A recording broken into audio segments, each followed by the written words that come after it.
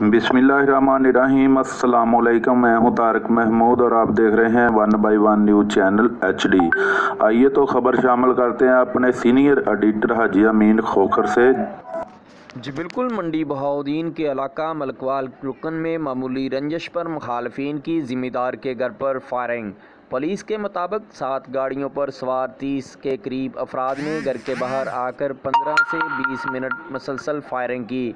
बताया जाता है कि 6 माह कबल बच्चों की मामूली लड़ाई के बाद राजीनामा भी हो गया था, मगर मुलजमान ने फिर ज्यादती की है।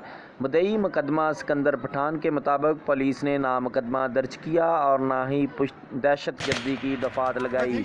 मज़ीद खबरों के लिए देखते रहें हमारा चैनल 1 बाय 1 न्यूज़ HD।